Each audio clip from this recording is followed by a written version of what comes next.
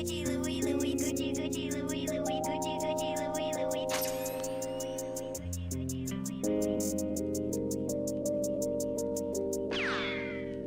Gucci, Gucci, Louis, Louis, Gucci, Gucci, Louis, Louis, Gucci, Gucci, Louis, Louis. Fendi, Fendi, Prada, Fendi, Fendi, Prada, Fendi, Fendi, Prada, Gucci, Gucci, Louis, Louis, Gucci, Gucci, Louis, Louis, Gucci, Gucci, Louis, Louis. Fendi, Fendi, Prada, Fendi, Fendi, Prada, Fendi, Fendi, Prada, Gucci, Gucci, Louis, Louis, Fendi, Fendi, Prada. Them basic bitches wear that shit, so I don't even bother. Gucci, Gucci, Louis, Louis, Fendi, Fendi, Prada. Them basic bitches wear that shit, so I don't even bother. I put that on my partner, I put that on my family. Oakland City represent, address me as your majesty. Yeah, you can kiss a ring, but you can never touch the crown. I smoke a million Swisher blunts and I ain't never coming down. Bitch, you ain't no Barbie, I see you work at Harvey's. Never too supersized, hurry up, I'm starving. Gnarly, radical, on the block I'm magical. See me at your college campus, baggy full of Adderalls. Call me if you need a fix, call me if you need a boost. See them other chicken heads, they don't ever leave the coop. I'm in the coop cruising, I got the stolen plates, serving all the fiends over there by the Golden Gate. Gucci, Gucci, Louis, Louis, Gucci, Gucci, Louis, Louis, Gucci, Gucci, Louis, Louis. Fendi, Fendi, Prada, Fendi, Fendi, Prada, Fendi, Fendi, Prada, Gucci, Gucci, Louis, Louis, Gucci, Gucci, Louis, Louis, Gucci, Gucci, Louis, Louis. Fendi, Fendi, Prada, Fendi, Fendi, Prada, Fendi, Fendi, Prada. Gucci, Gucci, Louis, Louis, Fendi, Fendi, Prada. Them basic bitches wear that shit, so I don't even bother. Gucci, Gucci, Louis, Louis, Fendi, Fendi, Prada. Them basic bitches wear that shit, so I don't even bother. I put that on my partner, I put that on my family. Oakland City represent, address me as your majesty. Yeah, you can kiss a ring, but you can never touch the crown. I smoke a million Swisher blunts and I ain't never coming down.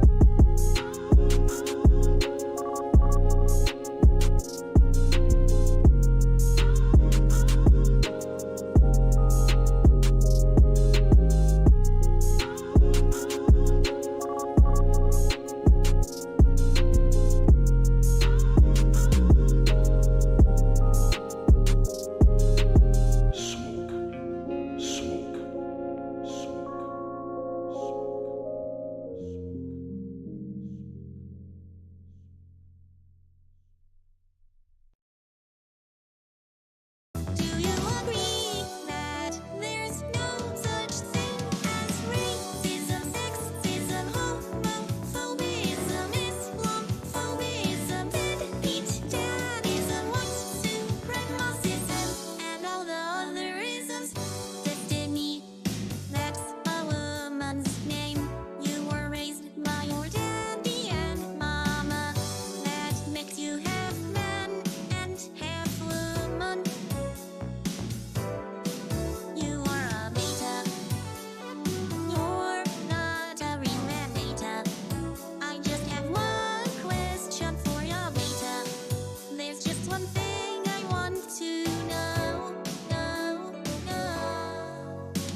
Destiny, do you love all people?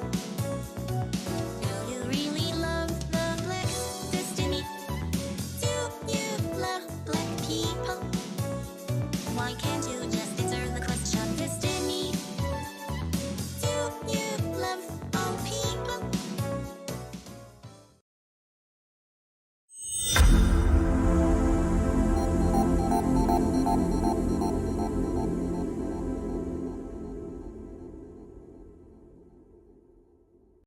System, the company store, the paradigm of absolute control.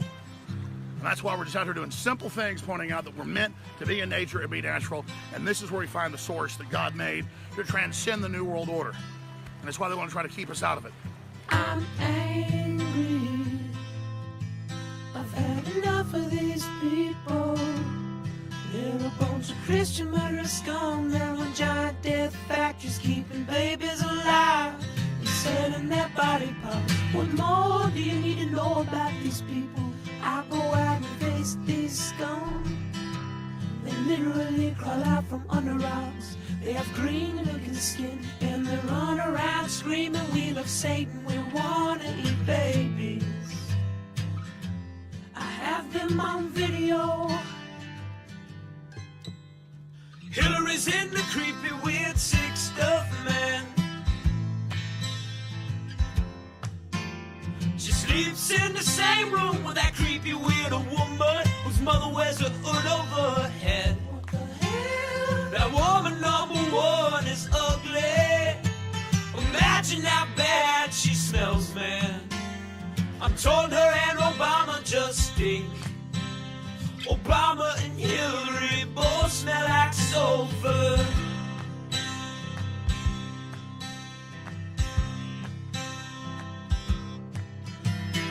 Literal vampire pot and the goblins are hobbling round coming after us.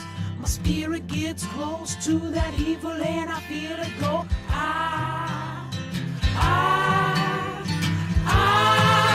We're such self-centered crap, we don't even notice hell itself rising up against us. Millions of pointed people of the very worst type, and I'm so pissed. We're gonna stab your daughter at the mall. We're gonna stab your wife, your son.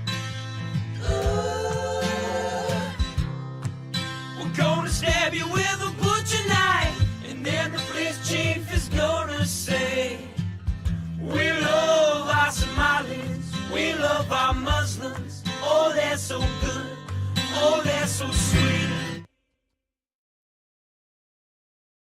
I was watching Fox News as I worked out this morning. Whores in this house. There's some whores in this house. There's some whores in this house. There's some whores in this house. I said certified freak. 7 days a week. Wet ass P word. Make that pullout game weak. Yeah, you effin' with some wet ass P word. Bring a bucket and a mop for this wet ass P word. Give me everything you've got for this wet ass P word. Beat it up, N word, catch a charge. Extra large and extra hard. Put this P word right in your face. Swipe your nose like a credit card.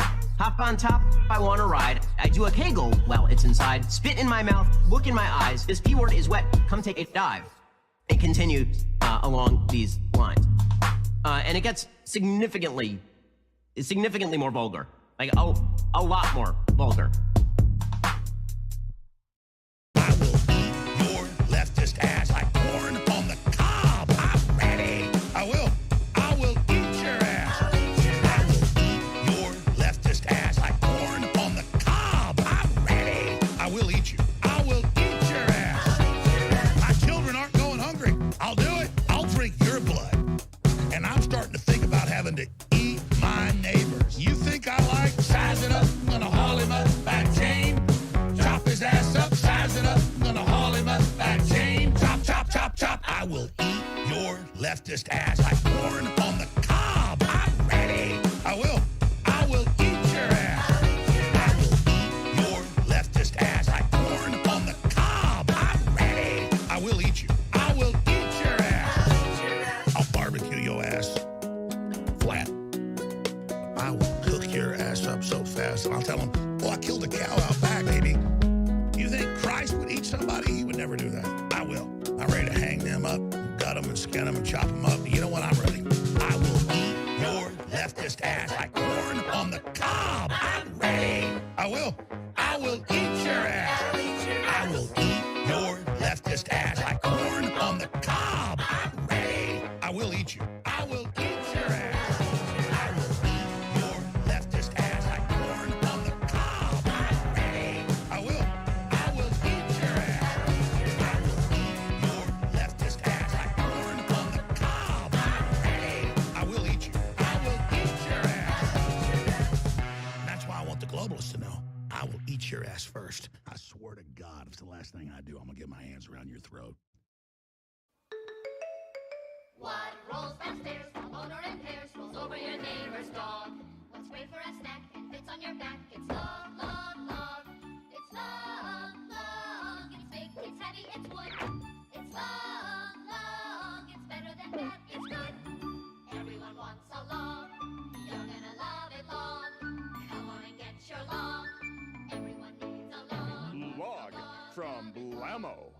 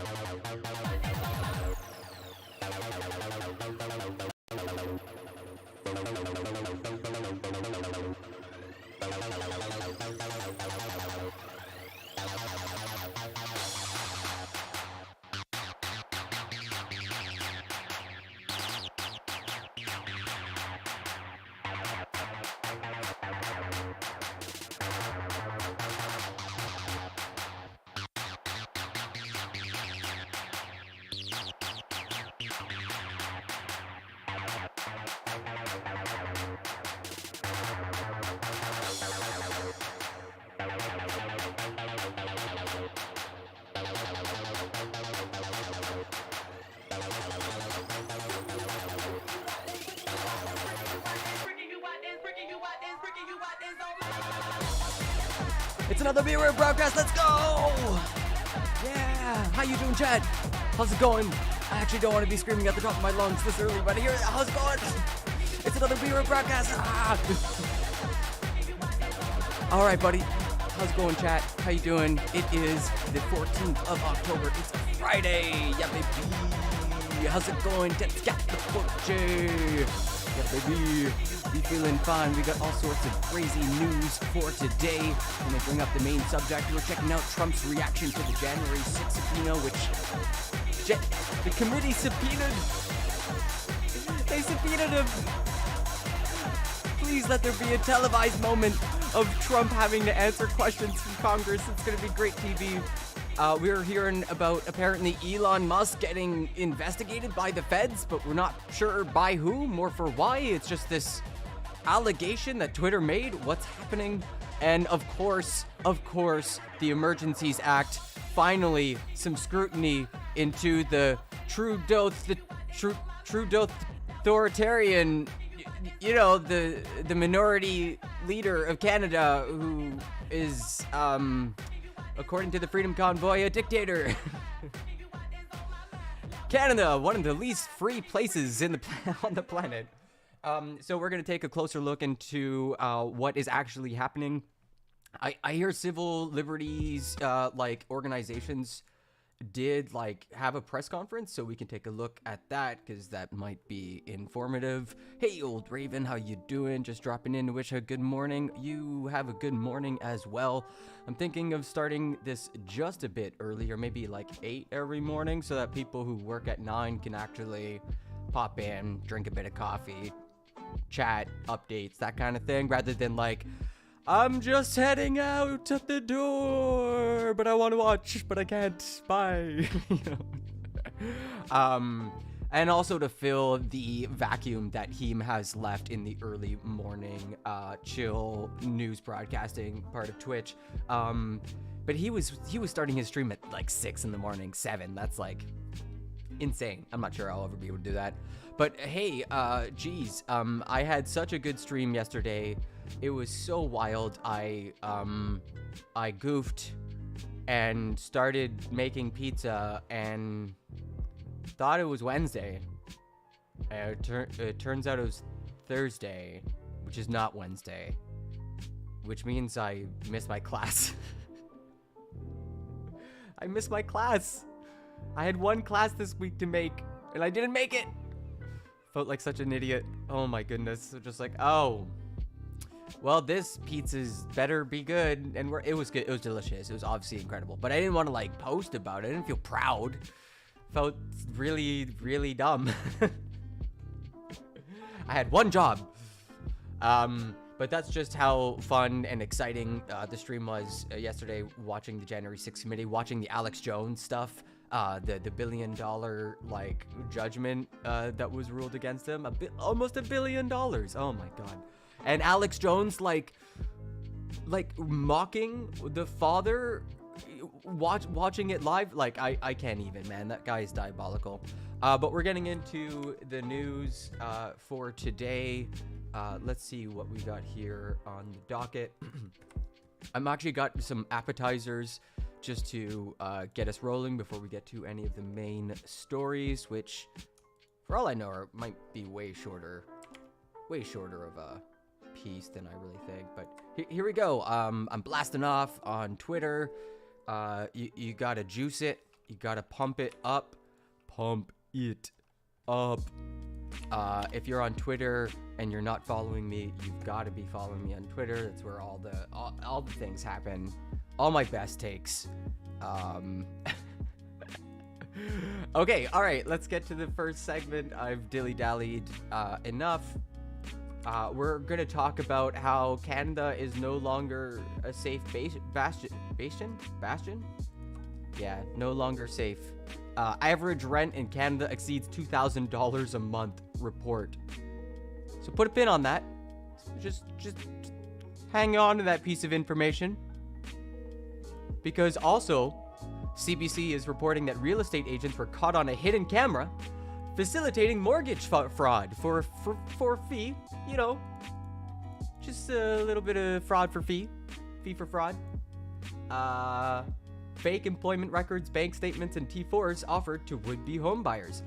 Now, how much? What is it like real estate? GDP? How much of our GDP is real estate? It's 13.5%. That's right. Oh, that's a good thing. I'm sure that's normal. I'm sure that's super normal. Down from 13.6%. Okay. Huh. Yeah, $2,000 a month. I could not afford $2,000 a month. I actually literally could not. And I'm about to graduate with a master's. It's getting insane. Like I'm not getting a PhD, okay, economy. I'm not doing it. I'm not getting a PhD for you. I went out, I'm getting the master's so I could afford rent, and you do this shit to me. Oh my god, so pissed off.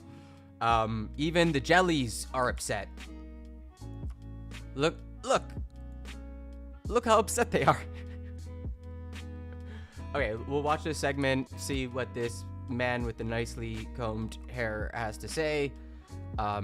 Maybe he'll wave a magic wand and make it all better. And one of the things being impacted by inflation is the cost of rent. Joining me now is Douglas Kwan, Director of Advocacy and Legal Services, Advocacy Centre for Tenants, Ontario. He joins us now from Toronto. Thank you for joining us. Appreciate your time. Thank you for having me. So talk to us about the climate of Toronto's rental market at the moment. We're seeing a lot of fluctuations of what's happening. Yeah, I hear Toronto's getting it like the worst. We've seen a double-digit percentage increase from last year on rental costs.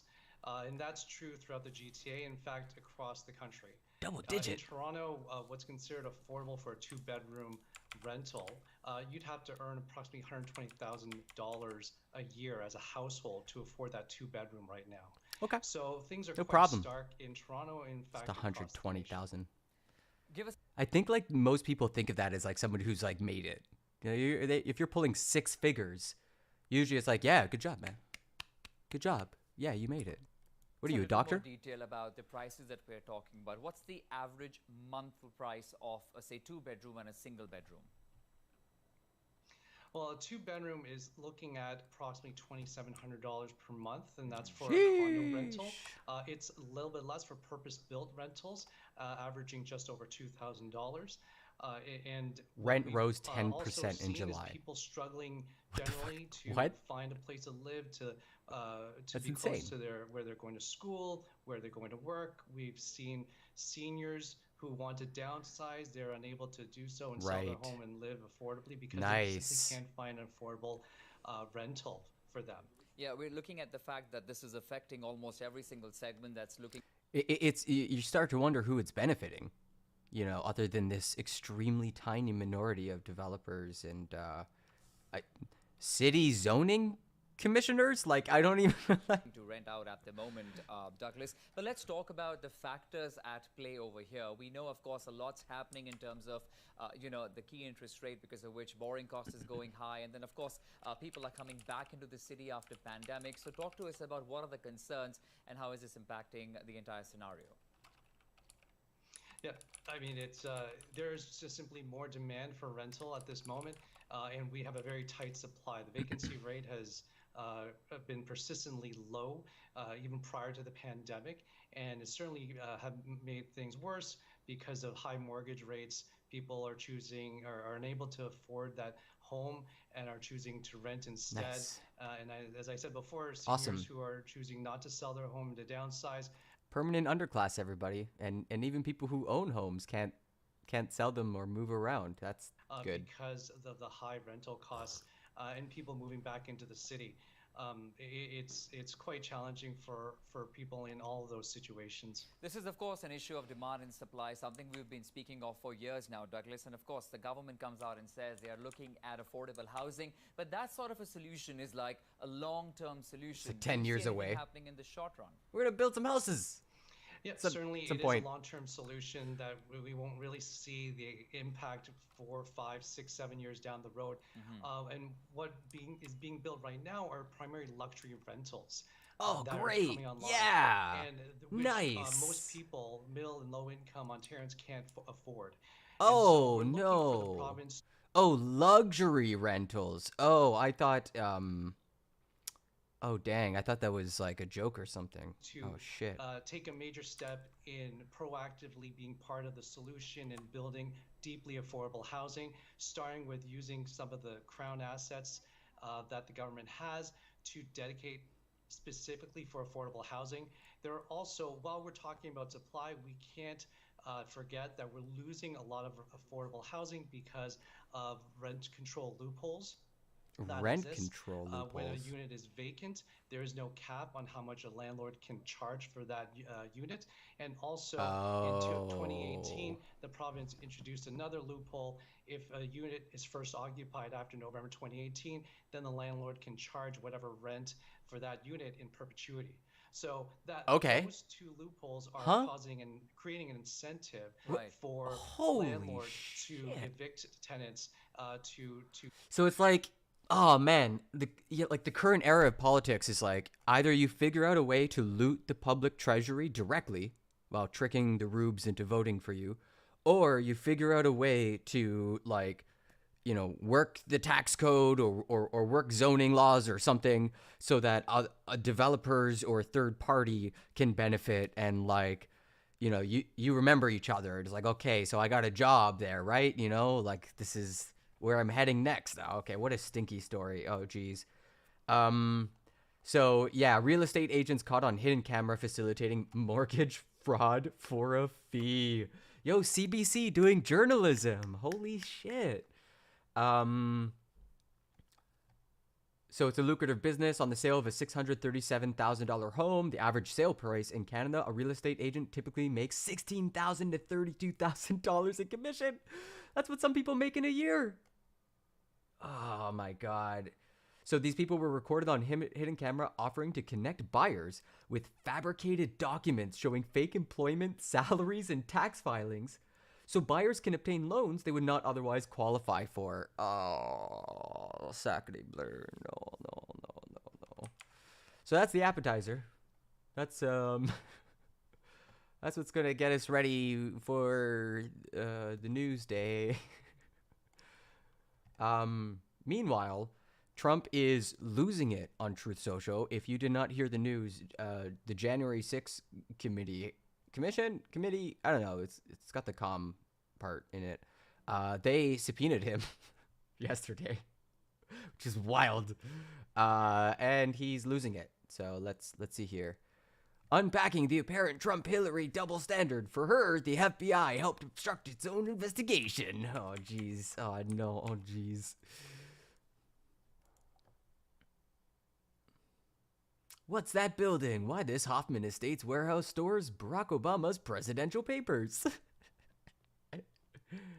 There's no sainthood for Obama. National Archives and Trump FBI raid uproar in New York Post. Like, you can see the mill working to like protect his ego. FBI Trump raid exposes Washington's secrecy shams.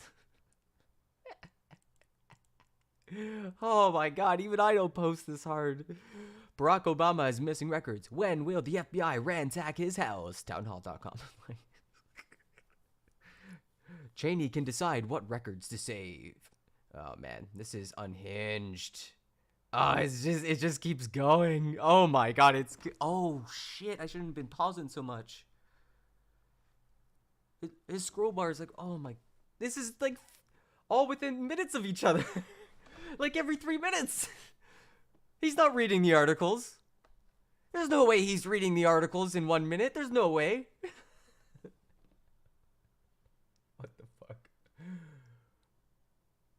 Bro, it is such a weird state of affairs that the guy who used to be in control of nukes is just rage posting on his own social media platform.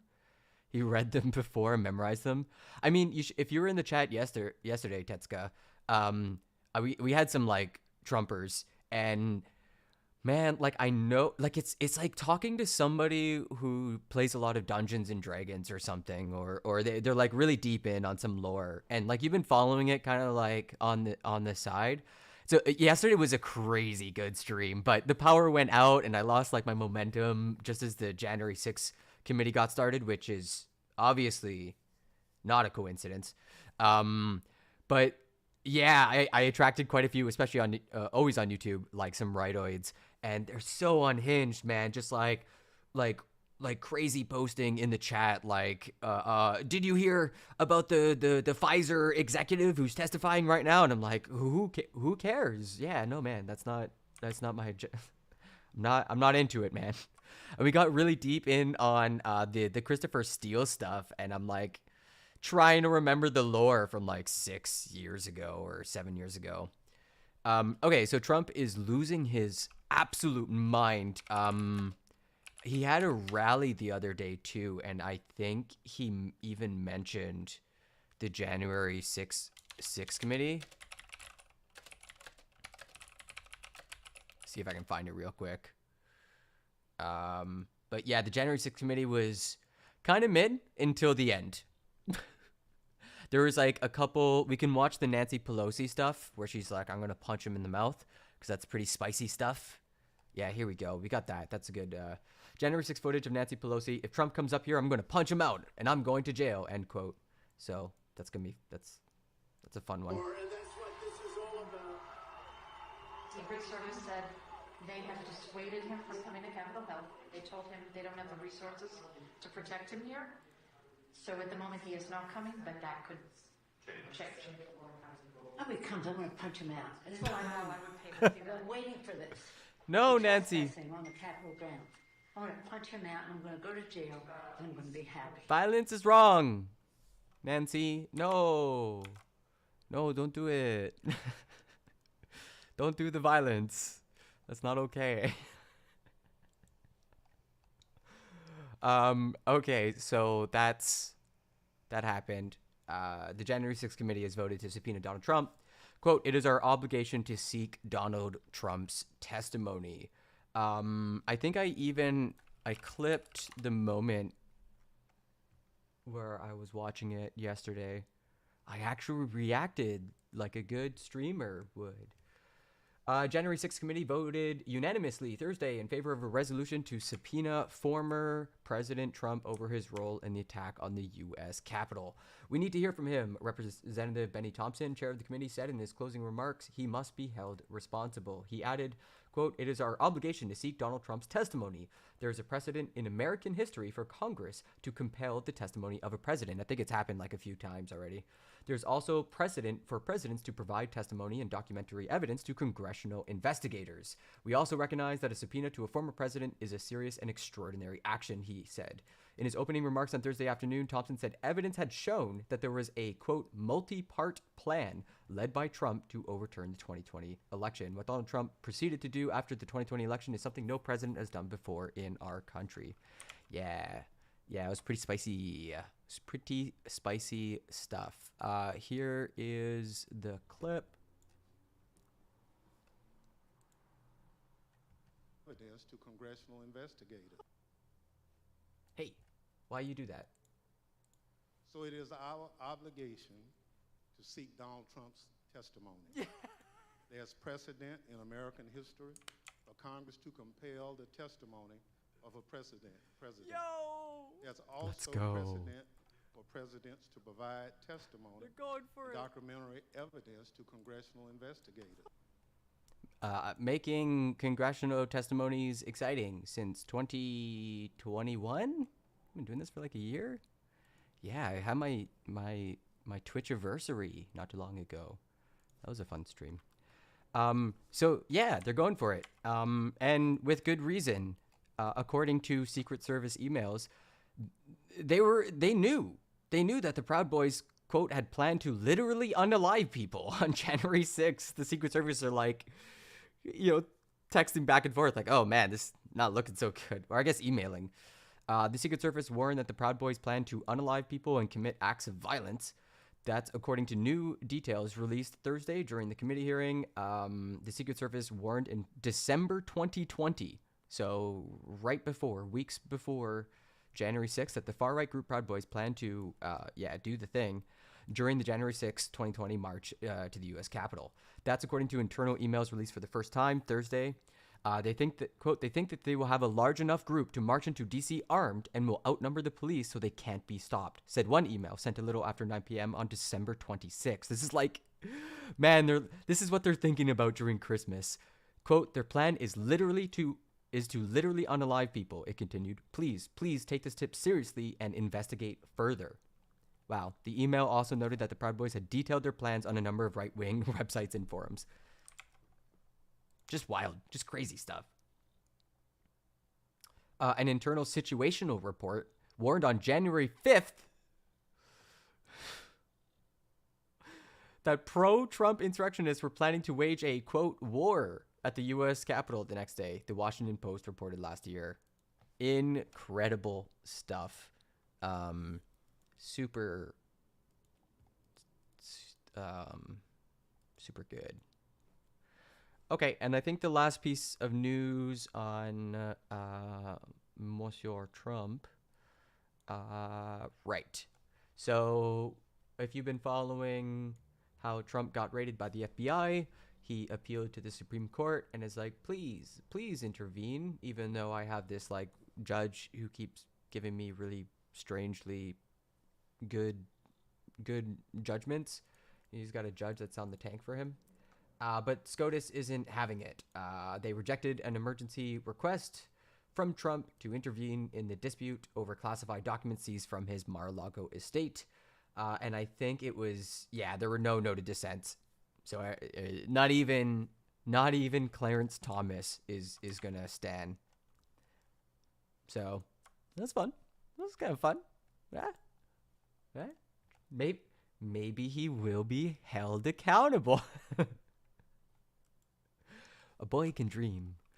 The Secret Service stuff is pretty crazy because, like, you have, like, these strange reports where, Mike Pence is getting into an argument with Secret Service being like, I'm not getting in that car. Because if I get in that car, you're driving away and they're going to win. Like, Congress will have been kicked to the curb for the day and that's what they needed, that little space. But then you also have reports of, like, what was it, where Trump lunged to the Secret Service guy and, like, tried to choke one of the guys driving because he's like, we're not going to the Capitol, Mr. President, we're not going. And Trump's like, we're going to the Capitol. Like, what? And then there's this piece where it's like, Secret Service are absolutely like, hey guys, I think this is pretty serious. I don't know, man. This is not looking good. So I don't know. It's interesting that there's seem to be, like, factions even within the Secret Service. And I think there's that other report about, like, Biden. He did, like, a whole change of shop, swapped out a bunch of Secret Service members because there wasn't, like, trust. They didn't want to take, like, the people who'd worked for Trump. Okay, so that's that piece. Is that the first segment? Is that? Yeah, that felt like a major piece. Let's hear this appetizer. Let's look at some art. So some protesters threw tomato soup over Van Gogh's Sunflowers masterpiece.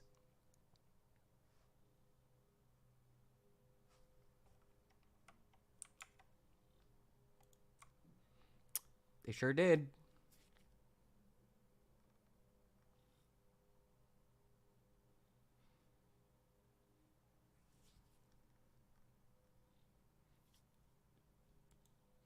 Like, part of me gets it. But damn, man. We'll never get another one of those. We'll never, ever have another one of them. Like, fuck. Oh, God, it hurts. But also, at the same time, think of how many artists we won't produce in the future because of climate change. What? Yeah, you ever think of all the potential artists? We're not producing because of the oil and gas. So, that's a good counter argument. Okay, so that's the palate cleanser. Let's get into some rich boy stuff. Just a reminder that every billionaire is a policy failure. So, yeah, Elon Musk is in the news for all sorts of reasons. All sorts of juicy, juicy reasons. Exclusive. Musk's SpaceX says it can no longer pay for critical satellite services in Ukraine. And it asks the Pentagon to pick up the tabs. The CNN, Alex Marquette.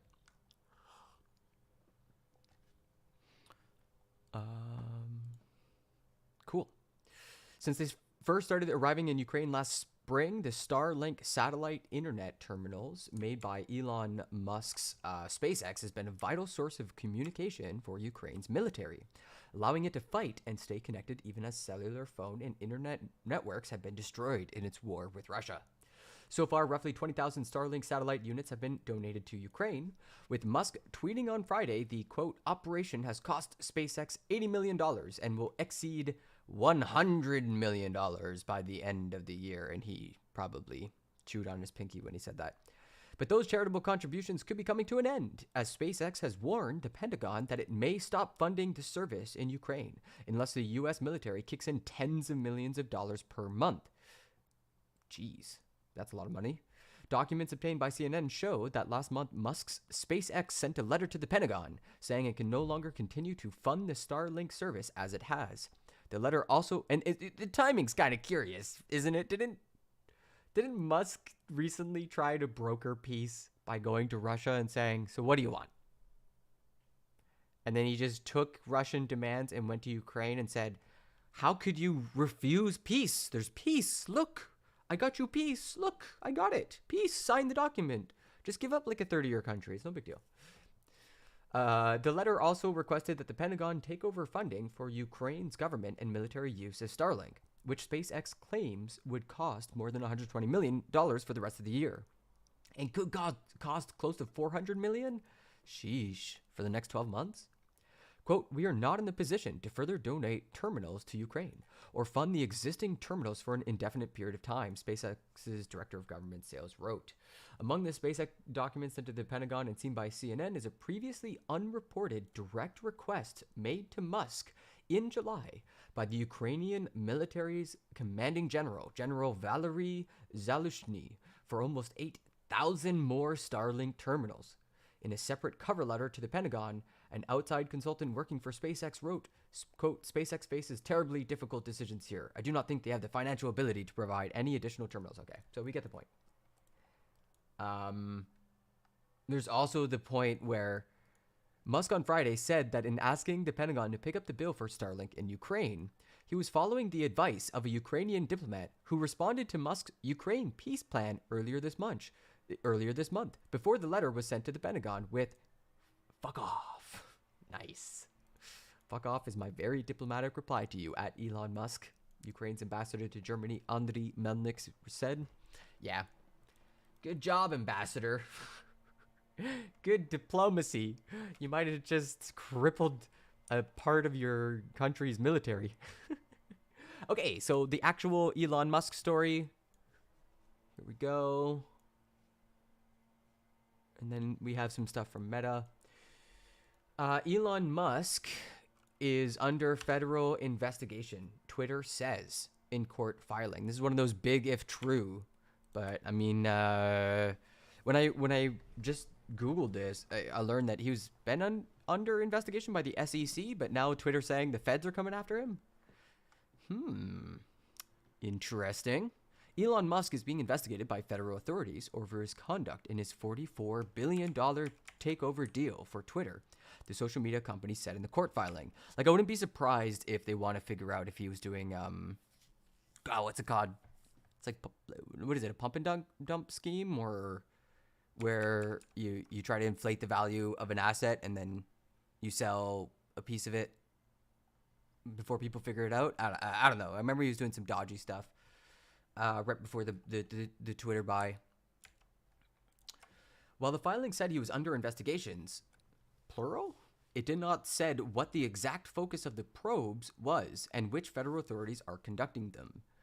Twitter, which sued Musk in July to force him to close the deal, said attorneys for the Tesla Incorporated CEO had claimed, quote, investigative privilege when refusing to hand over documents it had sought. So Twitter's like, hey, can we get some documents? And the CEO for Tesla is like, no, we're being investigated. Is that what's happening? In late September, Musk's attorney had provided a privilege log identifying documents to be withheld, Twitter said. Okay, yeah, that seems to be what's going on. The log referenced drafts of a May 13th email to the SEC and a slide presentation to the FTC. This game of hide the ball must end, the company said in the court filing. The court filing, which asked Delaware Judge Kathleen McCormick to order Musk's attorneys to provide the documents, was made on October 6th, the same day that McCormick paused litigation between the two sides, after Musk reversed course and said he would proceed with the deal. Oh, right. Oh, do you think he's going to let Trump back on? Because that would be entertaining. It would be a great source of entertainment. Alex Spiro, an attorney for Musk, told Reuters that Twitter's court filing was a misdirection and asserted, quote, it is Twitter's executives that are under federal investigation. They're like, wait, we're the ones under investigation. Twitter declined to comment on Spiro's statement. It also declined comment when asked by Reuters about its understanding of any investigation into Musk. So they won't clarify. Okay. The SEC did not immediately respond to a request for comment, and the FTC declined to comment. The SEC has questioned Musk's comments about the Twitter acquisition, including whether a 9% stake he had built up before announcing his bid had been disclosed late, and why it indicated that he intended to be a passive shareholder. Musk later refiled the disclosure to indicate he was an active investor. Okay, all right, okay. In June, the SEC asked Musk in a letter whether he should have amended his public filing to reflect his intention to suspend or abandon the deal. The Information, a tech news site, reported in April that the FTC was scrutinizing whether Musk failed to comply with the antitrust reporting requirement relating to an investor's intentions of being a passive or active shareholder. So everybody's really drilling down on this passive or active thing, especially if he's like trying to buy the company, because that kind of matters. People should probably know who's just kind of like a normie in the background, or somebody who's like coming to board meetings and stuff. Twitter said in June, however, that the takeover deal with Musk had cleared an antitrust waiting period for review by the FTC and the US DOJ. McCormick has given yada yada yada yada yada yada yada yada yada yada. Okay, same story from a different perspective. See if there's any new information. I don't think there will be. It's just way better written. Al Jazeera is like just got good writing. Damn. Like this sentence. Twitter, which sued Musk in July to force him to complete the $44 billion deal to buy the social media company, said that lawyers for the Tesla Incorporated CEO had claimed investigative privilege in the refusal to hand over documents the company had sought as part of their legal case. Nice. Like everything's in a bundle. This like refusal part is part of like a larger arc. Like this is a really well constructed sentence. Good job, editors. Okay, let's see here. 24 minutes. Okay, this might be. Twitter says that it will take legal action against Elon Musk for pulling out of a takeover deal. We're just gonna watch the Elon Musk segment.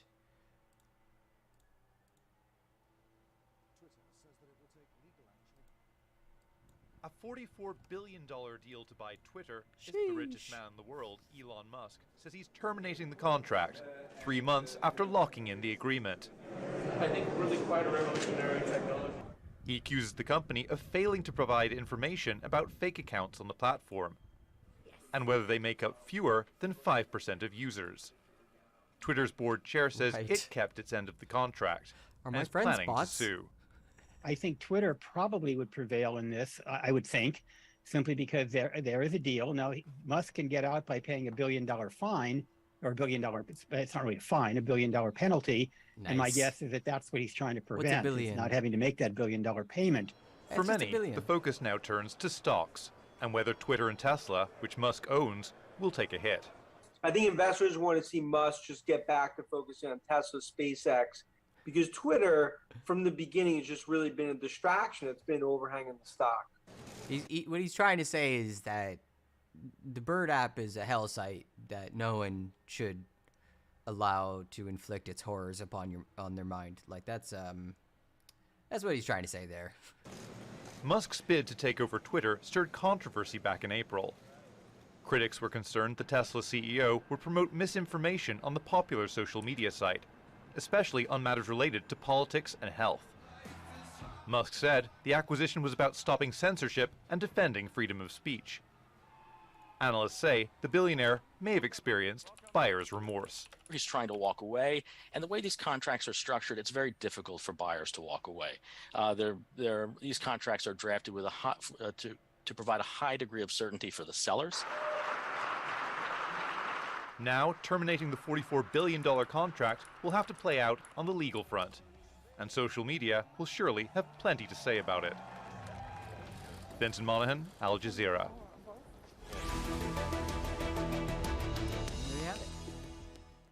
So let's bring in our guests. From New York, we're joined by Jim Anderson, CEO of Social Flow, a tech and social content distribution imagine company. being a billionaire. From London, Charles I might Arthur, lose one of my author of billions. Social War. The whole percentage of users as bots as a contingency for the deal just seems like a flawed legal move. There isn't really a way to prove that via a third party. That's what I thought. It was always kind of like one of those black box things, right? Like, because you're always in this process of trying to verify new ways of evading the filters. It's always going to be some gray area. I just like to think of it as like, even if you're a billionaire with 1 million followers or however many, I think he probably has 1 billion follows, you could still feel like some of your friends aren't really authentic. They're just bots.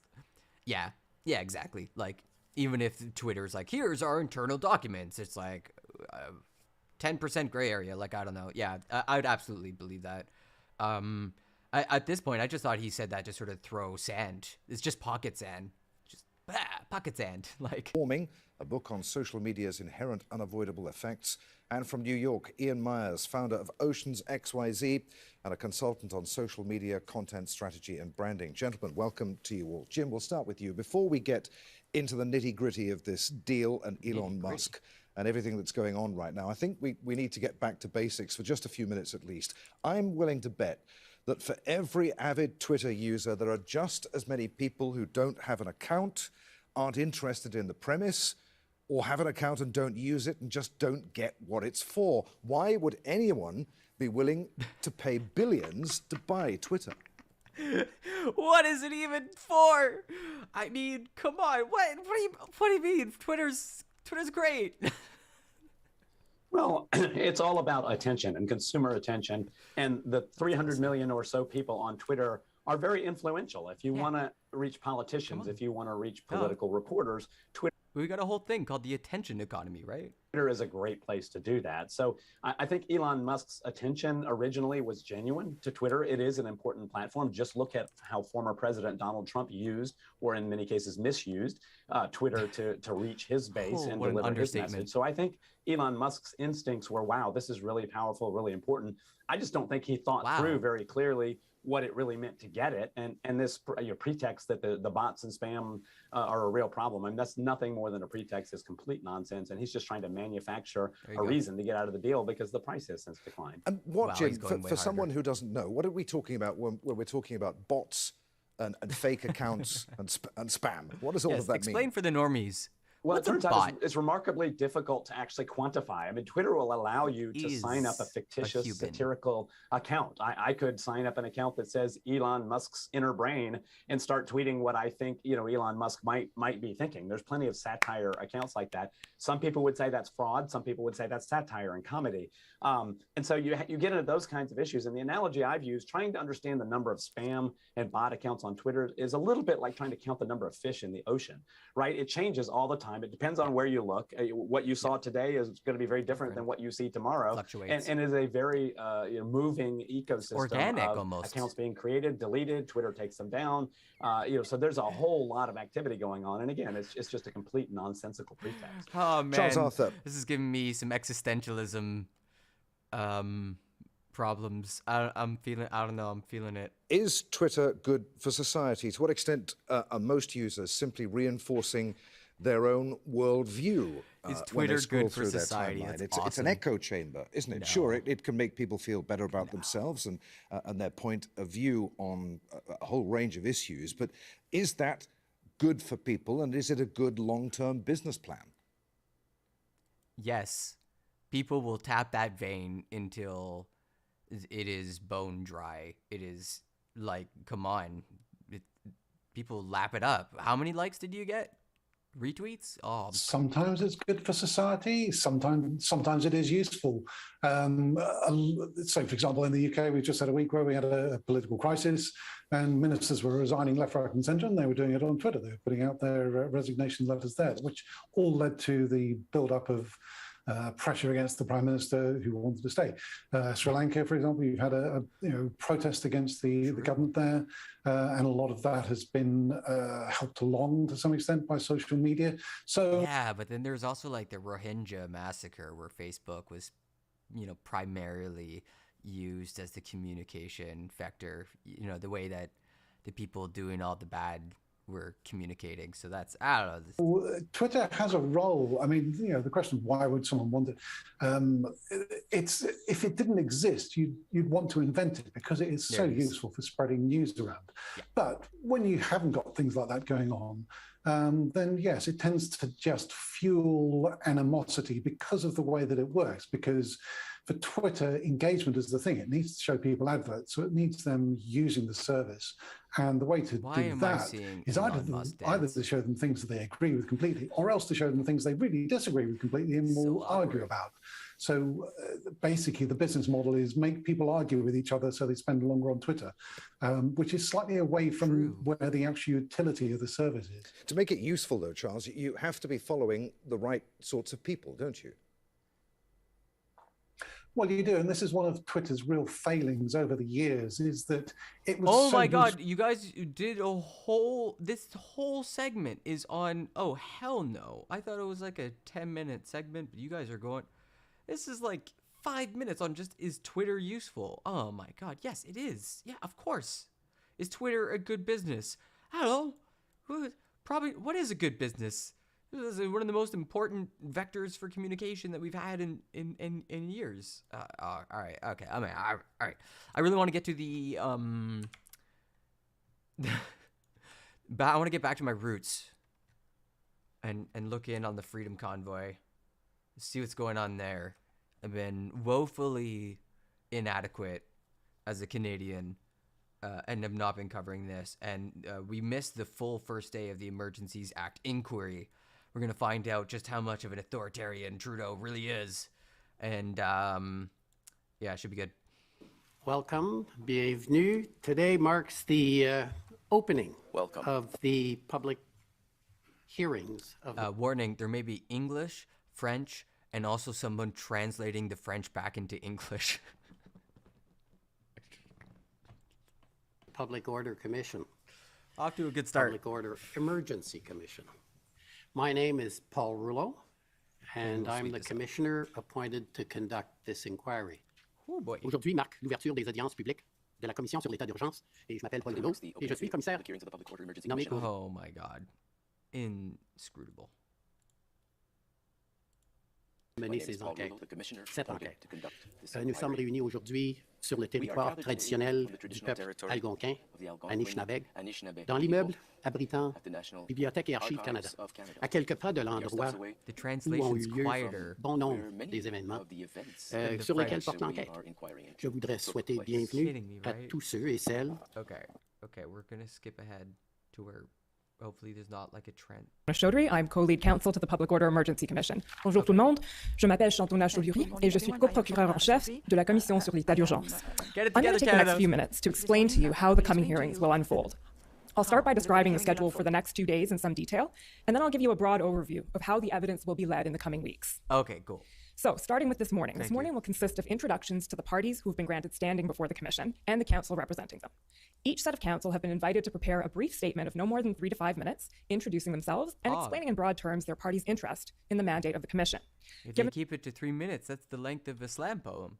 And the number of parties and counsel involved, we've allocated approximately 2 hours to these introductions, and we're very much looking forward to hearing from all of you. This afternoon, Commission Counsel will present a series of overview reports and presentations designed to assist the parties and the public in understanding the issues before the Commission and the context of the evidence that you're about to hear. So these will consist of, first, an overview report on the emergence of COVID-19 and the various public health measures implemented across Canada in response to it.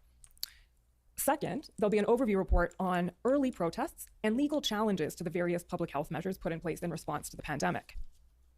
Okay. Third, there'll be an overview report consisting of a timeline of the key events leading up to the invocation of the Emergencies Act. That's the juicy bit. 4, il y aura une présentation qui trace les grandes lignes de la loi sur les mesures d'urgence et de son cadre juridique. Fifth, there'll be a presentation of the explanation provided by the Government of Canada to Parliament pursuant to Section 58 of the Emergencies Act regarding its reasons for declaring a public order emergency. Now, you will frequently hear this document referred to throughout these proceedings as the Section 58 explanation. Part of the Commission's mandate is to evaluate and test the explanation provided by the government for invoking the Act. Right. Ces rapports sommaires et ces présentations ont été préparés par les avocats et les avocates de la Commission. Il convient toutefois de souligner la distinction entre un rapport sommaire d'un côté et d'une présentation de l'autre. Les rapports sommaires seront formellement déposés en preuve et feront partie de l'ensemble des preuves sur lesquelles le commissaire pourra s'appuyer pour formuler ses conclusions de fait et ses recommandations. Avant d'être finalisés, les rapports sommaires ont été partagés avec toutes les parties afin qu'elles puissent commenter leur exactitude. Les présentations, pour leur part, ne sont pas des éléments de preuve. Elles sont simplement des documents explicatifs créés par la Commission pour aider les parties et le public à comprendre les enjeux que la Commission abordera au cours des prochaines semaines. Elles ne font pas partie de l'ensemble des preuves présentées au commissaire. So that would be day one of the hearings, and that takes us to tomorrow, day 2, which is the day that the Commission is going to begin hearing its evidence. Now, I should explain that when witnesses are called to testify before the Commission, they will generally be examined first by Commission counsel, a rotating cast of Commission counsel, as the Commissioner explained, then by counsel for the parties, and then by the witness's own counsel. The order in which evidence will be called over the next 6 weeks is as follows. And actually, I should pause and preface this by saying that the order of evidence I'm about to describe is approximate, and it's subject to change as the hearings unfold. However, in broad terms, first, we're going to deal with the Ottawa protest. So the first broad area that will be examined is the protests that occurred here in Ottawa from late January to mid-February 2022. Okay, cool. These events will be examined from the perspective of the residents and the community, the municipal government, the police, and the protesters. So that evidence will begin tomorrow with 3 panels of witnesses speaking to their lived experience during the protest. That might be happening right now. These panelists will include residents of Ottawa, Ottawa businesses, and Ottawa city councillors. Next week, the Commission expects to spend the first part of the week hearing from various municipal officials involved in the City of Ottawa's response to the protest. We'll then spend several days hearing evidence on the police response to the Ottawa protest. Finally, the Commission anticipates calling a number of organizers and participants in the Ottawa protest. Bon, la Commission quittera ensuite Ottawa, au sens figuré bien entendu, pour la frontière canado-américaine. Elle se penchera alors sur ce qu'on pourrait appeler de manière générale les manifestations au poste frontalier. Plusieurs jours seront consacrés au témoignage des manifestants, de policiers et de responsables municipaux pour faire la lumière sur les manifestations qui se sont déroulées dans les environs de Windsor et du pont Ambassadeur, ainsi qu'aux alentours de Coutts en Alberta. Après ça, troisièmement, ça nous amène aux gouvernements provinciaux. La Commission entend ensuite recevoir des témoignages sur la manière. All right, let's switch this up. Let's see what Trudeau had to say about it, at least maybe the audio. Hello, everyone. Oh, that's you. Prime Minister, first of all, this inquiry that starts today, 65 witnesses over 30 days, you know, when it's all wrapped up and the Commissioner, if he finds that there was no justification for the federal government to invoke the Emergencies Act, should there be consequences for the federal government, including your resignation?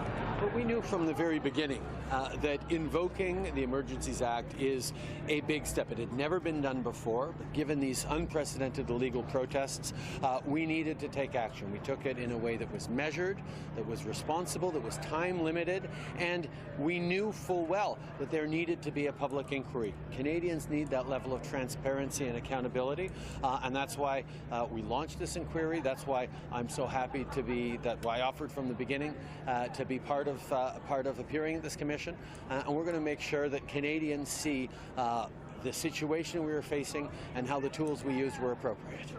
It's found that there was no justification for it. Again, what should the consequences be for that? I think the important thing is for Canadians to understand the situation we were in and the choices we make. We didn't enter into using the Emergencies Act lightly. We used it with a sense of it was the necessary tool at the time. We used it in a way that was measured and proportionate, and we're really pleased that the Commission is going to be able to hear from all these witnesses, and that was why I offered to appear. In Hamilton, we recently had a hate crime take place on the campaign trail, and It's people locally have already been pushing for Bill C-229, a private member's bill that would codify hate symbols like flags, and there was a Confederate flag flying at a house not too long ago that created a stir. And I just wonder how much support does that bill have from you, and is that a priority for you? If so, how much? We have demonstrated as a government how important it is to move forward with a full anti-racism strategy, to move forward to push back against this rise in intolerance we're seeing. Unfortunately, whether it's anti-Semitism, Islamophobia, anti-black racism, anti-Asian racism, anti-LGBTQ rhetoric, there is a range of intolerance that is rising across the country, perhaps linked with the pandemic, perhaps linked with a rise in populism.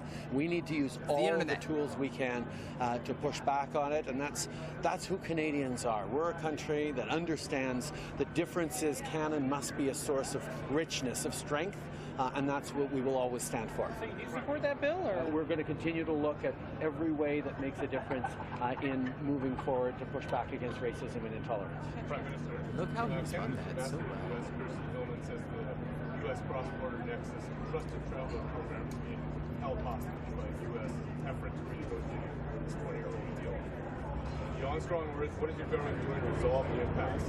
Ruling out allowing U.S. protection offers to carry firearms and We are engaging almost every day with our American counterparts to ensure the smooth flow of goods and services and people across our border. We have the longest shared border in the world that is extraordinarily important for both of our economies. And we're going to continue to work with them on ways to make it smoother and more effective for people to work on both sides of the border. That's why the Trusted Traveler program like Nexus is so important, why we're so eager to get it rolling again. Prime Minister, the Arrive Can app, this report today that the cost of the app is between $29 and $54 million to the federal government. Now, these companies in Toronto say they could have done it for $1 million, and this is gross overspending. How do you defend that kind of overspending? Every step of the way, we put safety of Canadians first throughout the pandemic. We made sure that we were creating the tools rapidly in an unprecedented situation to keep Canadians safe. If we think back to the pressures and the challenges we were facing as a country, whether it was at the borders, whether it was on managing this pandemic here in our communities, we needed to use the tools we can. I can assure you that the current contract for ArriveCan was got at in a competitive process, and we're going to continue to be responsible in the way that we ensure the best possible protection for Canadians. I don't believe him. Alberta and Saskatchewan are both looking for ways to boost or protect their provincial powers. They point to Quebec as an example of how that would work. What do you say to premiers who believe you are wading into their jurisdiction too often? My focus is what it has always been, on working with premiers across the country to deliver the best results for Canadians in their priorities, whether it's the rising cost of living, whether it's creating good jobs while we fight climate change, which is what we're seeing today, whether we work to keep our communities safe. So next up, here's the actual video of these activists throwing tomato soup on Van Gogh's sunflowers at the National Gallery. And then they glued themselves to the wall.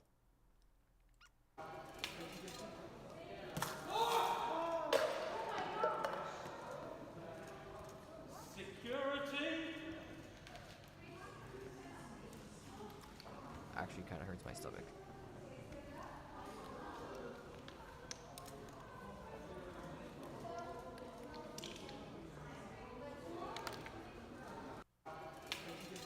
Why would you put it in the oh man, I can't watch that more than once. I actually can't watch that more than once. Here's their explanation. What is worth more, art or life? Is it worth more than food? Worth more than justice? Are you more concerned about the protection of a painting or the protection of our planet and people? The cost of living crisis is part of the cost of oil crisis. Fuel is unaffordable to millions of cold, hungry families. They can't even afford to heat a tin of soup. What is worth more? Holy shit. Here come the opinion pieces about Emergencies Act. I'm sure the right wing is super upset about it. I'm curious about what the civil liberties had to say, so let's take a look at that. I think the actual inquiry was boring as hell, so we'll skip on it. Bonjour, je suis Boris Proux, je serai le modérateur de cette conférence. Emergency Commission. With me is my colleague Alain Bartleman, who is CCLA's Special Advisor on Indigenous Issues, and I'm going to pass it over to him to introduce himself and do a land acknowledgement. Thank you. Bonjour à toutes et à tous, je m'appelle Alain Bartleman, je suis conseiller spécial pour l'Association canadienne des libertés civiles. Nous allons maintenant procéder au reconnaissement. Nous reconnaissons aujourd'hui que nous sommes situés à Ottawa sur le territoire non cédé des Algonquins. Thank you. Oh, did I skip it? Tomorrow, the public hearings of the Public Order Emergency Commission begin. The Commission will be scrutinizing the events leading up to, including and following the federal government's decision to declare a public order emergency in February of this year. I want to be clear about the CCLA's position. The protests needed to be addressed, but the government also had an obligation to comply with the law and use emergency powers as a truly last resort. That was not the case, and it is our opinion that their actions were unlawful and unconstitutional. Damn. We are going into the Commission with an open mind, but in our view, the government has yet to prove that the legal threshold to invoke the act was met. Dang. And the burden is on them, not the other way around. That's a big claim. This is what we will be focusing on at the Commission, the federal government's decision to invoke the act, and the constitutionality of the emergency orders that it put in place. Okay. As a participant in the inquiry with full standing, we will vigorously test the government's evidence and demand that the government is held to account for its actions. We believe that the inquiry must address several important questions, including first and foremost, was the legal threshold for invoking the act met? Were there genuine concerns about threats to national security, or was the government largely concerned about the economic impacts of the blockades? What evidence supported the government's view that there was a threat to security or a serious threat to the lives, health, or safety of Canadians? Why, according to the government, were existing laws inadequate to address the emergency? What alternatives did the government consider? Could legislation passed on an expedited basis have avoided the invocation of the act? Why were the emergency orders drafted so broadly? When the protests were localized, why was application to the entire country considered necessary? How did the protests and blockades impact the rights and freedoms of people in Canada? And perhaps more significantly, how did the emergency orders that were put in place impact the rights and freedoms of people in Canada? When the Emergencies Act was first proposed as a bill, the Canadian Civil Liberties Association advocated for meaningful oversight and accountability mechanisms to ensure that the gross violations of civil liberties that had taken place under the War Measures Act would not be repeated. The Commission of Inquiry is an important accountability mechanism, and the CCLA is looking forward to helping to ensure that it is a meaningful one. The inquiry will also provide the broader Canadian public with the opportunity to gain a greater understanding of the events that took place and come to their own conclusions about some of the issues at play. My colleague Alain will give our statement in French, and then we'll be happy to take your questions. We'll skip the French. Sure.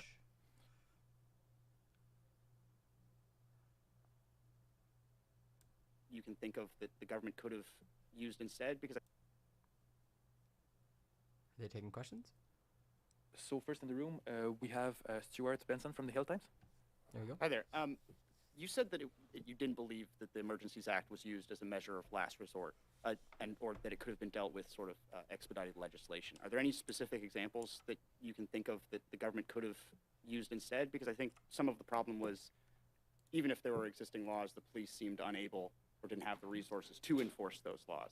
Yeah. So are there any examples you have of what they could have done? Well, I think it's an interesting question about the resources, because I think you know, as I'm reading through the documents that have been produced and looking at some of the evidence that I think will come out over the course of the commission, it seems like the resources that were requested by the Ottawa Police Service in particular sort of finally came through right around the same time as the act was invoked. So I think there's a question there about whether you know, which had more impact. But if you think about, you know, situations where the government is in a very difficult situation, like a labor strike, for example, of essential workers. There have been instances where the government has gone to Parliament and passed legislation very quickly to get those people back to work.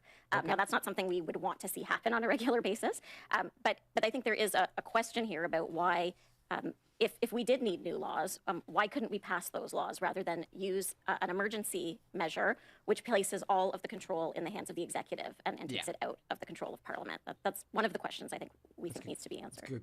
Good question. Follow up? Yeah. And just with the legislation part, do you think that would have been possible considering the sort of, I guess, the atmosphere in the House of Commons at the time when you had some Conservative MPs that were, at the very least, not against or opposed to the protesters? Do you think they would have been able to have gotten that through? I guess I would expect that, sort of emergency legislation, as it were, would probably garner the same level of support that the proclamation did. So I think it probably could have passed. There was, I think there was support for that. But Mylène Crête, La Presse, question? Oui, I'll ask my questions in English if you don't mind. I was wondering, we had some of the answers to your questions during the parliamentary committee. So why are these answers unsatisfying? For Right. instance, they invoke the blockades in other areas of the country, in Coutts, Alberta, Emerson, Manitoba, to say that it had to apply to the whole country. So why is it not sufficient in your eyes? So, I mean, the blockade in Coutts was dismantled before the emergency was invoked. And it's not to say that, when we say that it didn't have to apply to the whole country, that doesn't necessarily mean it could only apply to one place. It could apply to more than one. But, it applied to the territories where, as far as we know, there was nothing happening. It applied to the Maritimes that had a couple of, I think, of early, convoys, but nothing on the level that we saw in Ottawa. And, I think one of the really significant things that we're concerned about was the breadth of those emergency orders and how that breadth was communicated to the public, because I think there was, I think the government may have used the confusion that the breadth of those orders engendered to their benefit. So I think that there was I think Canadians weren't sure, if I'm donating money, are my assets going to be freezed? That's something that Canadians were unsure about. And I don't think the government took much time to really clarify that, because I think the goal was to prevent people from, they wanted to stop people from donating. They wanted to stop people from contributing to these causes. They wanted to stop people from protesting, even protesting that didn't interfere in the way that many of the Ottawa protests did. So I think that those are some things that we want to hear more from some of the government witnesses about. And regarding the police resources, I recall the acting police chief saying on numerous occasions that they did need the Emergency Measures Act in order to have that many, was it 1,800 police officers? It was troops. Like hundreds of police officers coming to Ottawa in numbers in order to deal with the protests. So what do you think of that? So I guess I'll need to hear more from those witnesses when they testify at the public hearings. But I think that certainly over the course of the weeks that led up to the invocation of the act, they were getting officers from all over the country. There were memorandums of understanding with other police forces so that they could come and execute their duties here in Ottawa. I don't think that there's anything that was required from the act to make that happen. Next up, Marieke Walsh, Globe and Mail. Hi there. I have many questions, but first of all, the what you were answering first to the Hill Times about other legislation. I mean, the Emergencies Act is the legislation that's there. Why would they create legislation to duplicate it?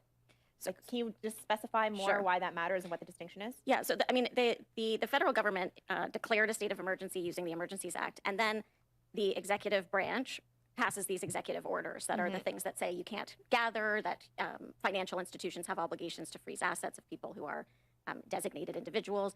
Those are the things that the government could have done by way of legislation that would have benefited from parliamentary scrutiny in advance rather than after the fact. So, but what is the difference between Parliament voting to invoke it and the scrutiny that comes with that versus having these new laws on an expedited manner in which they might skip over the committee process anyways? I don't understand the distinction.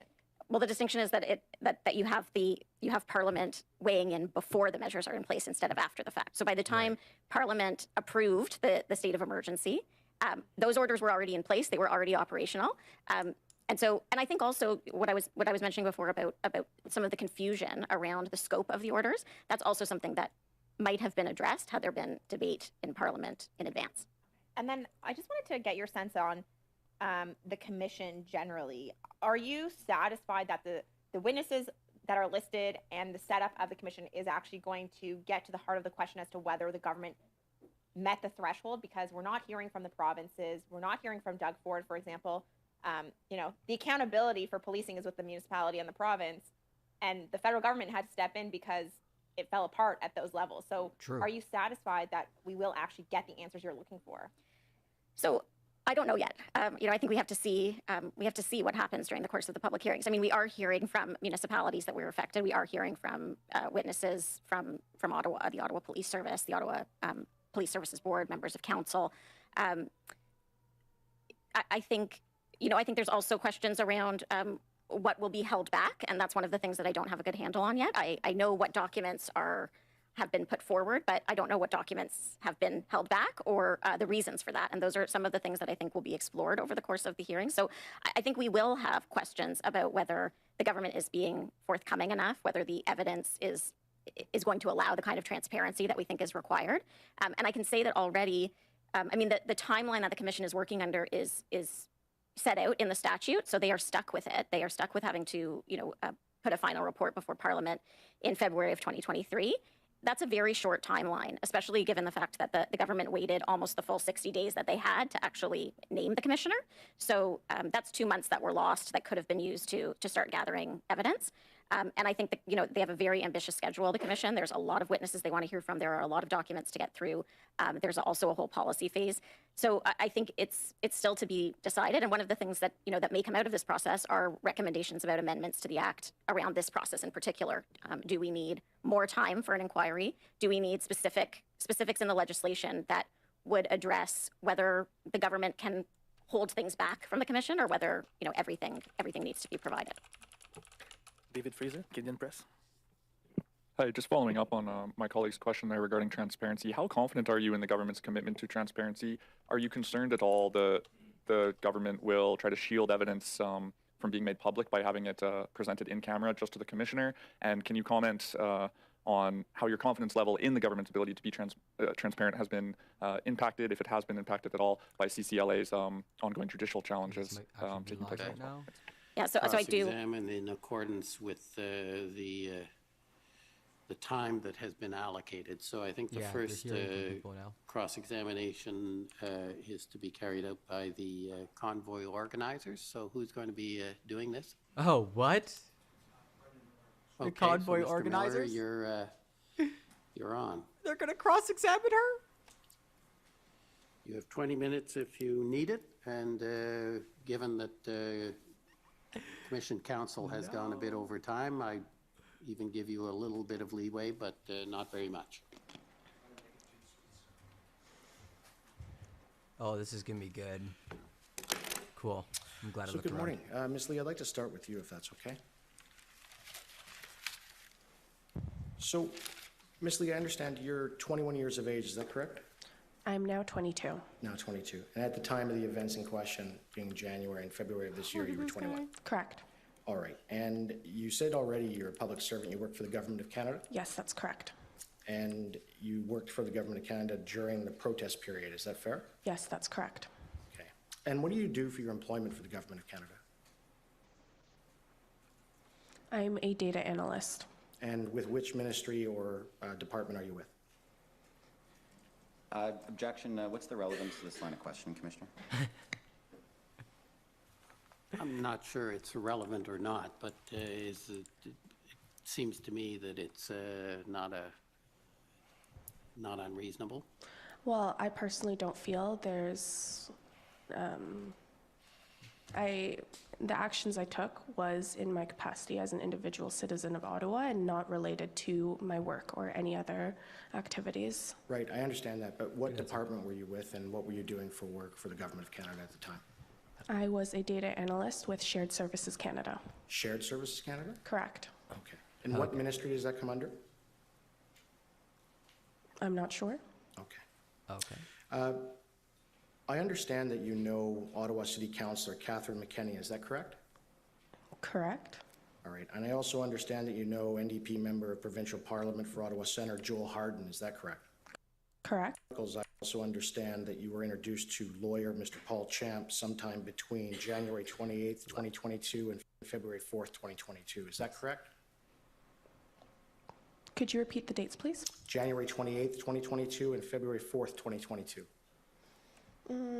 Correct. Okay. And what date were you introduced to Mr. Champ?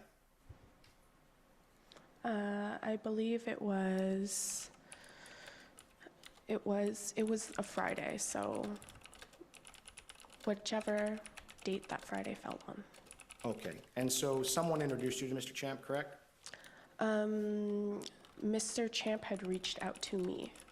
Okay. And is it not true that it was Ottawa City Councillor Catherine McKenney who put you in touch with Mr. Champ? That is untrue. Okay. And I understand that you were the recent co-chair of the 2002 Leaders Summit for Action Chinese Canadians Together, is that correct? That's correct. And as part of that summit, I understand you gave a video statement about how you became who you are today. Do you remember that? Yes. And it focused on the protest in Ottawa and becoming the lead plaintiff in the class action that you filed. Is that right? Correct. And there you described becoming the lead plaintiff in the class action as a fateful and surreal story. Is that right? Correct. And you said there you had the opportunity to make a difference, right? Correct. And you said that the lawyers needed a plaintiff. Correct. Right. And so you were asked to be the lead plaintiff. Is that fair? Correct. This is Right. normal. And was there any other else other than Mr. Champ who was asking you to be the lead plaintiff? Emily Tamman, who works with Paul Champ. All right. And so Mr. Champ reached out to you randomly. How did Mr. Champ get in touch with you? It was as a result of the meeting I had organized with the Ottawa Police. One of my fellow residents and neighbor was a lawyer who was aware of the action being taken. Okay.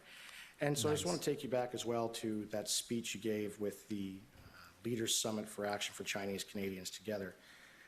Just let me know if this is correct, what you said. This is how you described the protest. It was insane. It was the strangest Twilight Zone purge scenario where people weren't quite purging, but the opportunity was there because there was just no laws being enforced. So it was this crazy, crazy thing with hot tubs, with right-wing extremists, and then right-wing moderates as well. And then your confused average grandmother saying, oh, isn't this really a great time? I wonder what the air raid sirens are for. Those are your statements, is that right? Yes, that is correct. Okay. And when you say purge scenario, for the folks at home as well as anybody here, I take it you're referring to the film series, The Purge, right? Yes, just in reference to the lack of laws that were in place. Right. And it was your belief that the protest provided a purge opportunity. Is that fair? A purge opportunity. He's really trying to hammer her for this. I would not say that the protest or occupation provided a purge opportunity, but what I witnessed on the streets day to day was very reminiscent of that kind of lawless world where open fires were being held, laws were being broken in front of police officers who were not doing anything to combat them, and just a general sense and lack of disregard for public areas and really the people that lived there. Okay. But again, you said earlier and you admitted that you stated it was the strangest Twilight Zone purge scenario where people weren't quite purging, but the opportunity was there, correct? Yes. Right. So you believe that the opportunity was there for a purge type scenario. Is that right? I believe the opportunity was there, and it was an environment where these people who had been illegally occupying our streets felt that they had I don't know if this is the right word, they had the ability to do anything they wanted, as they were not privy to the regulations that the rest of us members of society were. Really and I came to this conclusion through my witnessing of these crimes being committed, because really they were crimes. And even speaking with these individuals directly who had informed me that they were not going to face any consequences because they were protected. Okay. So in the movie The Purge, you agree that it's about that for one day in the United States, called The Purge, that there are no laws enforced and the population can commit murder, which is the purge. Is that right? That is correct, but I was not referencing the purge and murder. entirety of the purge. It was a purge-like scenario where laws were not enforced specifically. And a purge opportunity was available. Yes, because laws were not being enforced. Right. So people could potentially commit murder. That was your concern. I did not make that statement. All right. And you then, I understand from your evidence that you've provided to the commission prior, from your statement, I understand that you started to hear honking on Friday, January 28th, right? Or January 28th, 2022. Correct. All right. And when you provided the statement to the commission, did you provide it yourself? Yes. They interviewed you? Yes. Okay, thank you. And I understand that you obtained the injunction on February 5th, 2022. I think it's February 4th. February 4th, 2022, you obtained the injunction to stop the honking, is that right? Pardon me, the 7th. Pardon me, February 7th. The injunction was obtained and approved by the court on the 7th. Well, I understand there was an interim injunction approved for the first 2 days, then on the 7th it was approved. Is that the correct facts, or would... No, that is not correct. 2 days prior to the injunction being put in place, there was a deferral of the trial to that date where the injunction was eventually approved. Trial. 20-year-old trial. I just want to clarify for the record. There was no trial, it was an application, correct? Application, sorry, I'm not well-versed in law. I'm not a law student. She's I not understand. a lawyer. Jesus. And then after you obtained the injunction, I understand that things got a little bit better, right? For a brief period, shortly after the injunction, there was a clear silence from the noise that was previously constant. Shortly thereafter, there was a gradual ramp up in the honking again, but however, it was more strategic and intermittent than it was previously, whereas it was constant. Okay, and so you said you gave your statement to the commission before you testified here today, right? Yes. And when you gave your statement, you knew you had to be truthful? Yes. And when you gave that statement, of perjure course, her. you wanted to include all important observations and interactions that you had with the protesters, is that right? I just want to clarify the statement being in reference. Is that? Sorry, I should clarify. She gave an anticipated statement, so it's a statement of anticipated evidence, not a witness statement. So it's not attributable to her, it's attributable to the commission, and that is different from a witness statement, which is attributable to the witness. Right. So I just want to clarify that. Sure. And so when you provided the commission your statement, I take it that you would have told them all the important information that you wanted them to know? As far as I was aware, yes, to the best of my ability. Right. I'm sorry, Mr. Commissioner. I do want to interject here. Our rules provide that there can be no examination on a statement of anticipated evidence without leave, and I think leave needs to be sought if there's going to be questions about that. Okay, I won't put the statement to her. I'll move on. I understand that you noticed the honking generally stop after the injunction was granted, though some trucks still honked intermittently for short periods of time. Is that right? Correct. All right. And so that's what happened after the injunction. Is that correct? To the best of my recollection, correct. That was the immediate aftermath. All right. Now, between January 28th and February 5th, 2022, did you attend your employment at the Government of Canada? I was working from home, though I struggled to maintain productivity due to the disturbances that were taking place. Right. And at the Government of Canada, I take it that you are on salary. Is that fair? That is correct. So between January 28th, 2022 and February 5th, 2022, you did not lose any income. Is that fair? That would be correct. There was a leave code that was applied for government employees that were affected by the situation. Okay. But prior to the situation as well, you were working from home. Wasn't that also under the general COVID policy for all Government of Canada employees? Could you clarify the question, please? So weren't you working from home prior to January 28th, 2022 anyway? Yes. Okay. And how long were you working from home from? I had started a new position on January 10th with Shared Services Canada. Prior to that, I was employed working from home with another agency. Okay. And what agency were you employed with before? I was employed with the Canada Revenue Agency. Okay, Canada Revenue Agency. And so from January 28th, 2022 and before, you were already working at home? Correct. Okay, thank you. What's he trying to do here? Moving on from sort of your background with working from home, I understand that you had the interactions with the protesters and you confronted them on Kent Street. Is that correct? Correct. Right. And when you confronted those protesters, do you remember saying to them, which was recorded, go back to where the fuck you were from? I may have said that. Okay. Sounds appropriate. And I take it that you never saw any of the, or never said to the commission or saw any protesters or truckers physically harm anyone, is that right? There was only the, I would describe it as intimidation with a truck. Okay. And you never said to the commission, and nothing in that regard with respect to seeing protesters or truckers threatening to physically harm anyone either, did you? I did not make that statement. All right. And you didn't say to the commission or see anything in your observations that could be classified as espionage or sabotage? I'm sorry? You didn't see anything that could be classified as espionage or sabotage? No. Sabotage. Thank you. And you didn't say to the commission or observe any of the protesters or truckers destroy or light a fire any buildings or anything like that? Not inside of any buildings, no, just outside. Outside. So you're saying that they were destroying the outside of buildings? Is I that did right? not say that. I said they were lighting fires outside of buildings, as in the bonfires that were all over the city. Right, but they weren't trying to knock down any form of buildings or property or anything like that? I can't comment to their intentions. Well, I understand their intentions, but I submit you didn't see them do anything like that. Nope, I just saw the fires, open fires. Great, and you didn't see them try to destroy any other trucks or vehicles or light them afire or anything? He's going to try to make it be like, they were just lighting fires and honking horns. It's no big deal. I just want to talk to you a little bit about that class action as well. So you became the lead plaintiff on February 4th when it was filed, correct? Correct.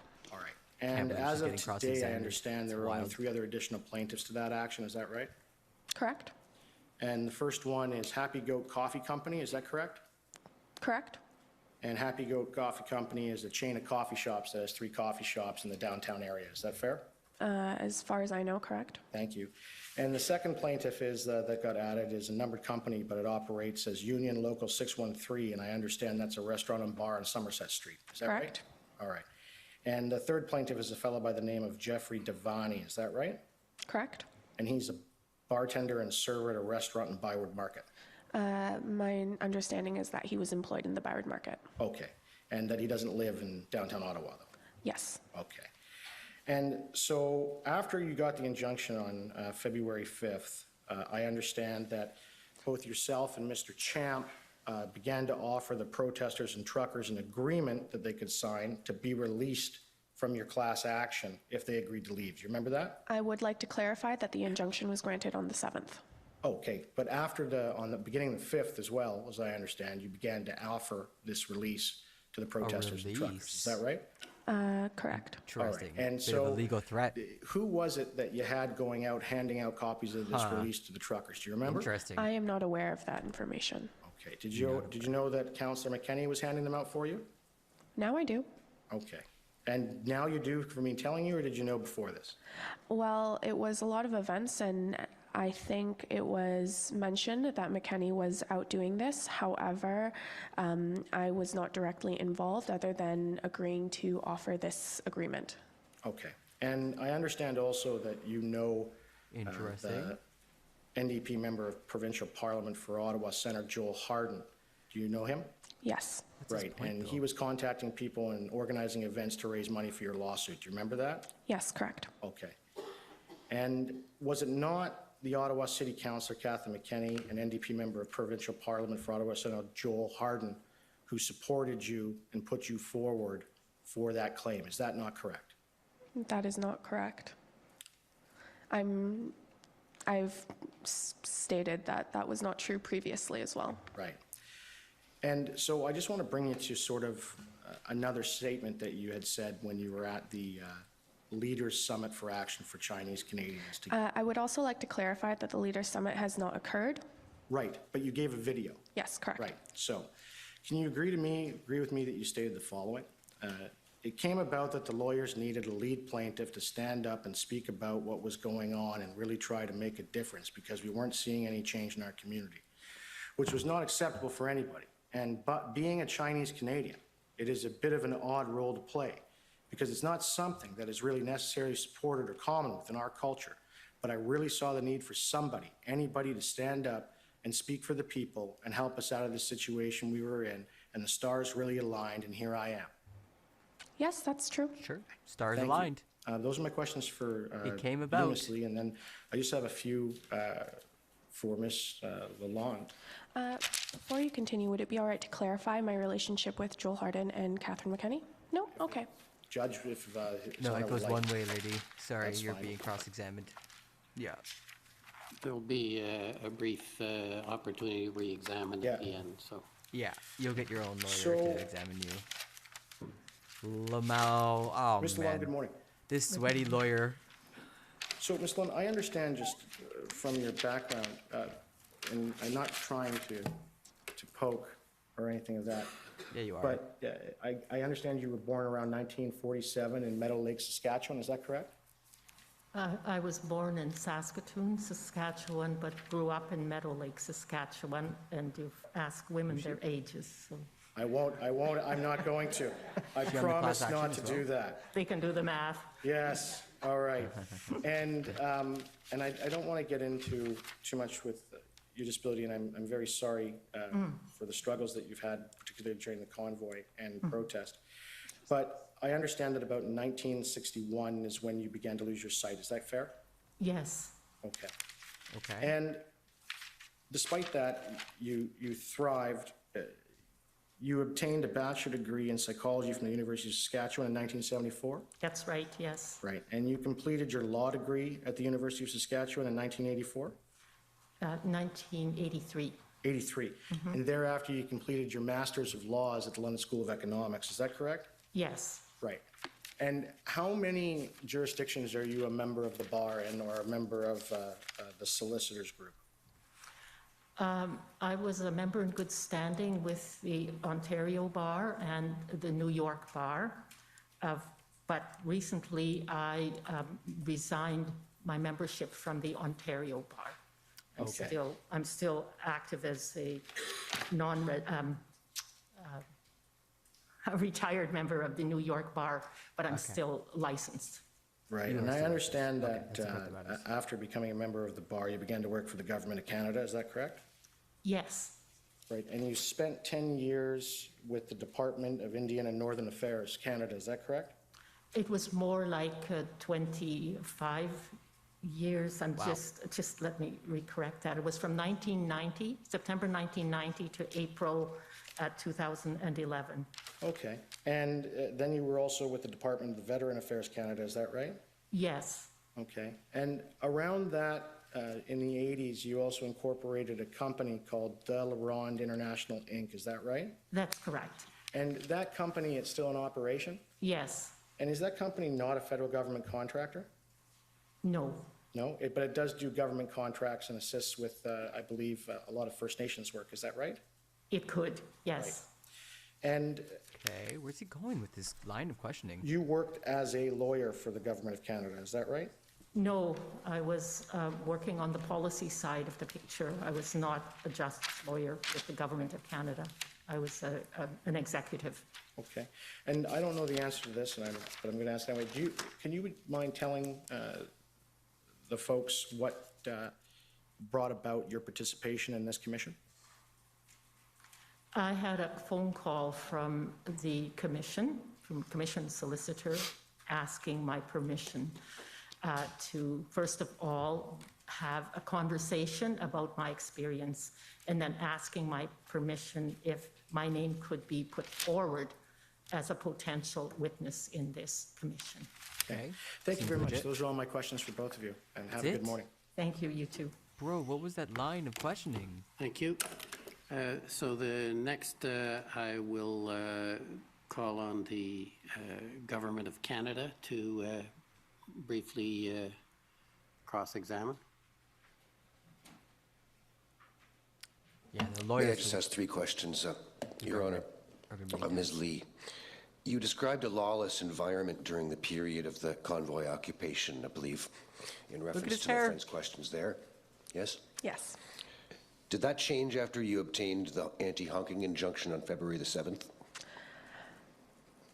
No. Did it change by February the 14th, the lawless environment that you described? I don't recall exactly, but I would say perhaps some of it had subsided, but it was still present. If anything, it was more underlying and more desperate in a sense. You obtained an extension of the injunction on February the 16th. Is that right? Correct. And you showed us photographs on February 17th and 18th, though you couldn't recall which of those 2 dates it was, right? I believe it was the 17th, yes. Okay. And was there still a lawless environment as you perceived it at that time? Given my experience personally, I felt that was the case. Thank you. Those are my questions. Yeah, he's trying to drill down on the timeline Thank to you. see if they were justified. Next, I will call on the Ottawa Police. Wow, that was so quick and efficient. What a difference. Good morning to you both. I just have a couple of questions for you, Ms. Lee. You spoke earlier this morning about the injunction. Did circumstances change after the injunction in terms of the level of threats that you were receiving from the community? Following the injunction, I would say the level of threats increased due to the public attention that had been placed on myself and the situation. Yes. And once that occurred, once you were receiving a higher level of threat, would you agree that you had multiple interactions with the Ottawa Police Service as a result of that? Yes, that is correct. You had made them aware of the threats that you were receiving? The majority of the threats were through the internet and on certain things. However, I was receiving calls and messages to my personal devices. However, the nature of these messages, voicemails, and calls did not seem serious enough for me to make an official report. There was only one instance where there was a serious threat received by the RCMP that had been forwarded to the Ottawa Police that was investigated. And the Ottawa Police actually attended your residence a couple of occasions as well, correct? That is correct. I just want to bring up one document, if you don't mind. It's OPS 3014460. Okay.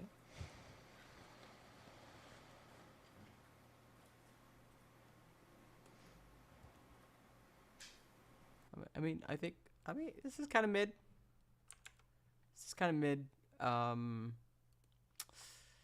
Yeah, I think I'm gonna call it. I think that's the end of the stream. That's all I got for you.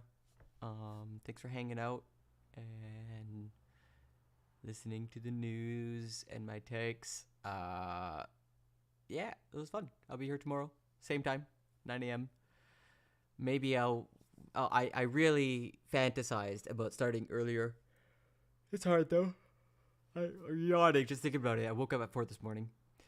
But okay, I'll be here tomorrow morning at least.